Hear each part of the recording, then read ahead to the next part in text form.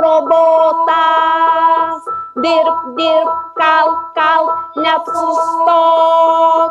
Niekad, niekad nepavark, niekad, niekad nepavark. Statyk.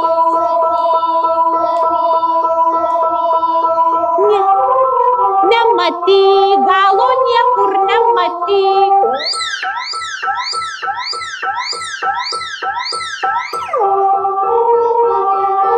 Nes juose jausmų nėra. Nieko, nieko nemąstyk.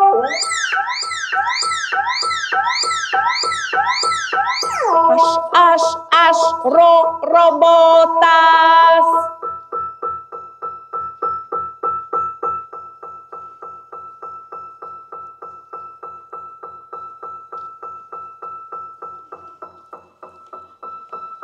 Štai tokie robotai pradėjo dairytis naujų žemių ir rado žemės pakraštyje užmirštasias kopas. Ten protėvių išmintį saugojo vienintelės tokios pasaulio paukštės. Jos globojo tą protėvių išmintį ir niekam neleisdavo į tą žemę įeiti. Jeigu kas nors į tą žemę užsukdavo savo giesmėmis, paukštės nuramindavo žmonės ir jie niekada nieko neatsimindavo, kur jie yra buvę. Žodžiu, jiems dingdavo atmintis. Dabar pasižiūrėkime, kaipgi atrodė mūsų paukštės protėvių sergėtojos.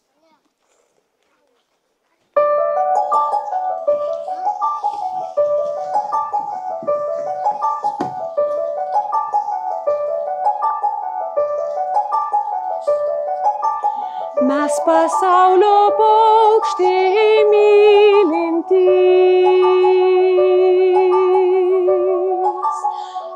le grožį gėrį kuriantys, tolyn, gilyn, tolyn, gilyn. Viską pamirši, nebesugrįši, prisiminsi, kur buvai. Tolyn, gilyn, tolyn, gilyn. Mes pasaulio paukščiai mylintys.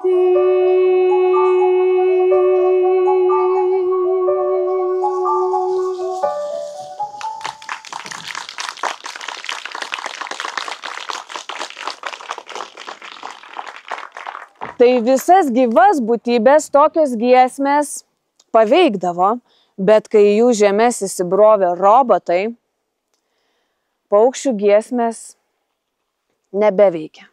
Jie buvo visai bejausmiai. Matėt, kaip dainavo? Mūsų galvos tokios geros, nes tenai jausmų nėra. Žodžiu, jų galvas visai neįsiveržė šita meilė, grožis, gėris paukščių. Ir prasidėjo nelaimės. Paukštės nebežinojo, ką daryti. Ir įsišaukė į pagalbą tuos protėvius, kurios sergėjo, nes nebežinojo, ką joms daryti, iš kur imtis tos išminties.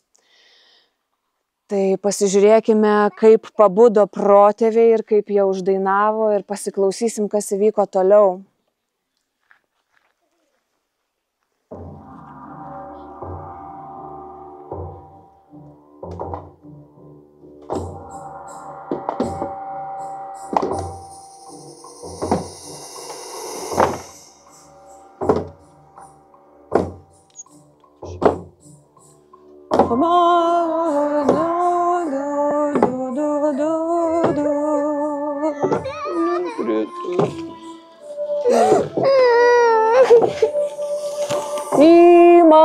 širdį įsilies.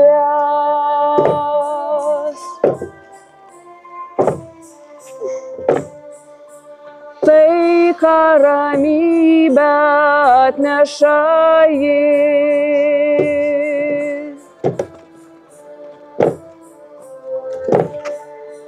Tai mūsų amžių paslaptis.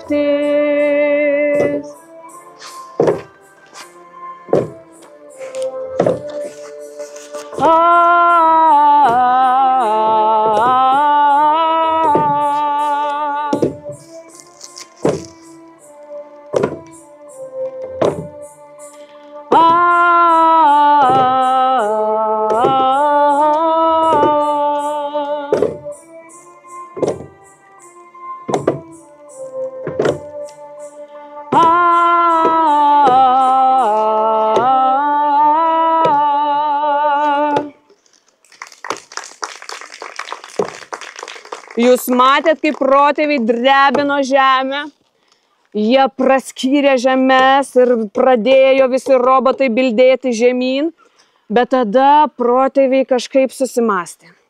Sako, žemėje tai metalas kenkia ir iš vis, sako, tas pyktis čia niekam dar nebuvo gelbėjęs. Sako, reikia viską sustabdyti. Tada jie padarė susirinkimą, tokį ratų suėjo visi ir sako, ką darom? Ką darom su tais robotais? Jie juos įkalbino pasilikti užmirštose kopose, nebegrįžti tarnauti žmonėm, o laistyti kopą, smėlį ir ten auginti augalus. Robotai labai apsidžiaugė, sakė, mums visai atsibodo jau statyti tuos namus žmonėms. Kiek galima, sako, čia mes kažko naujo išmoksime. Jie pastatė milžinišką sieną dar labiau apsaugoti užmirštasias kopas, liko su paukštėm gyventi ir auginti augalus, o protėviai nusmigo gilyn ir toliau mus saugojo iš gilumos. Pabaiga.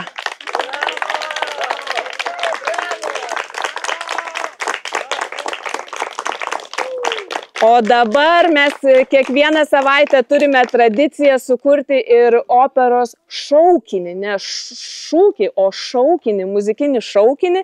Tai dabar jau sukviesiu visus sudainuoti. Atvarykit! Dainuosi dabar, ar pas mane bus? Dainuosi. Dainuosi. Eik prie brolio. Dabar jau visus.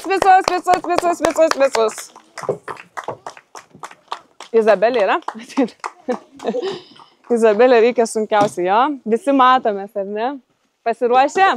O nesimato Jokūbas, palauk. Priimkit Jokūbą dar gerai. Dar paslinksim, kad Jokūbas tilptų. Pasislinkit, mergaitės. Op. Padarykim Jokūbui vietos. Op. Robotam reikia vietos, ateikit. Va. Telpi? Nenukrisi tikrai. Nu, čia yra daugiau vietos, nestovėk ant pačio krašto. Na, super, visus tilpam.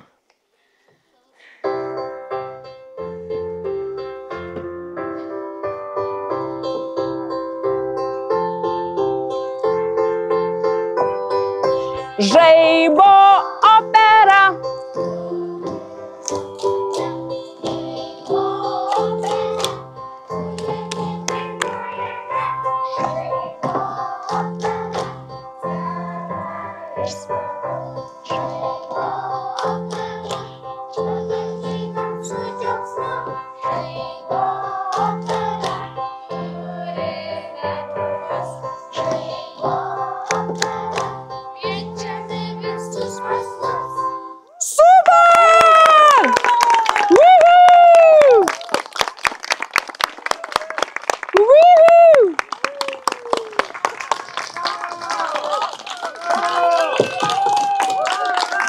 Nusilenkimo nerepetavom, tai dabar visi nusilenkiam. O! Ar skauda tau kažkur? Ne, viskas gerai. Tai viskas. Vaikam priklauso ledai,